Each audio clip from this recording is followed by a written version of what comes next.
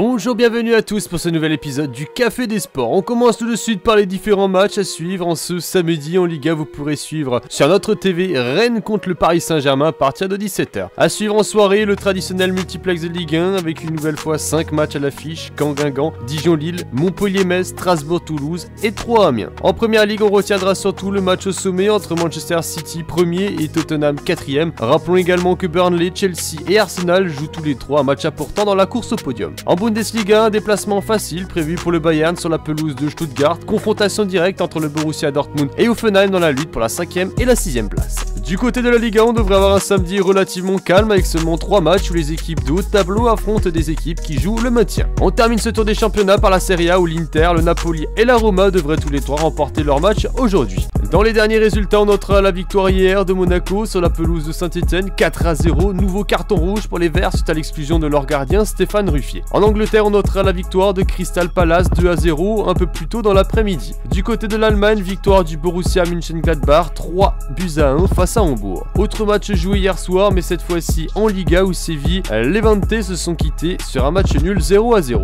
Dans l'actualité en France, nous pouvons aujourd'hui le confirmer, le LOSC rompt le contrat avec Marcelo Bielsa. L'entraîneur argentin était mis à pied depuis le 22 novembre après un échec de conciliation ce mardi à la LFP. Les dirigeants lillois qui ont refusé toute proposition de la part du clan Bielsa annoncent son licenciement. L'affaire se jouera à partir de maintenant devant les prud'hommes où il faudra négocier les indemnités de licenciement de l'ex-entraîneur lillois qui risque de demander gros. En attendant cette nouvelle étape, Marcelo Bielsa peut à partir d'aujourd'hui s'engager librement avec un autre club. Dans l'actualité française, on retiendra également le match compliqué et houleux hier soir entre Saint-Etienne et Monaco. Tout est parti de l'exclusion de Stéphane Ruffier venu à hauteur de l'arbitre assistant pour protester contre le but validé par monsieur l'arbitre. En cause, une position de hors-jeu préalable de 2 joueurs monégasques. Pour son comportement déplacé, le gardien des Verts s'est vu infliger un carton rouge. Dans le même moment, le président du directoire du club stéphanois Roland Romeyer a dû être repoussé par l'entraîneur de Saint-Etienne Julien Sablé. Celui-ci tentait alors de rentrer sur le bord du terrain pour injurer l'arbitre de la rencontre. L'attitude du président stéphanois, incompréhensible au regard de ses responsabilités, démontre le degré de nervosité dans lequel est plongé le club actuellement. La suite de la soirée n'a elle pas été de tout repos. L'après-match a nécessité l'intervention des forces de l'ordre pour repousser les supporters qui tentaient de forcer la grille principale. Des jets de fumigène ainsi que des bombes à récolte ont été aperçus aussi bien devant les grilles que dans la zone proche de la sortie du bus monégasque. Des sanctions à venir par la Ligue. Saint-Etienne traverse une crise majeure actuellement. Quelle serait la solution pour sortir les Verts de cette situation critique? Je vous laisse répondre dans l'espace commentaire. Autre actualité, celle-ci en Espagne où le technicien de Séville Eduardo Berizzo a effectué son retour auprès de ses joueurs ce vendredi. Opéré le 28 novembre pour soigner un cancer de la prostate, il s'est présenté dans le vestiaire pour diriger une séance tactique sur le terrain.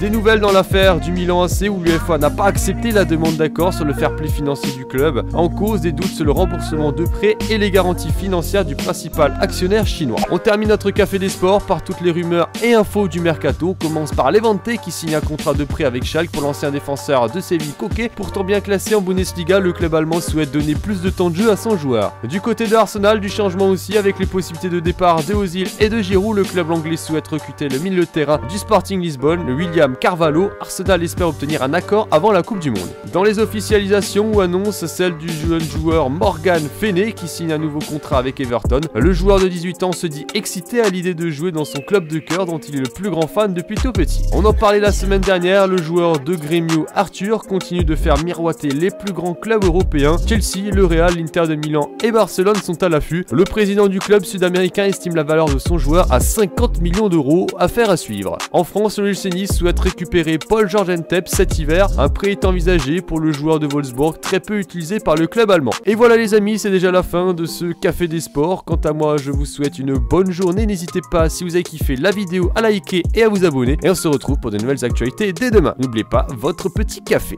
Bonne journée à vous.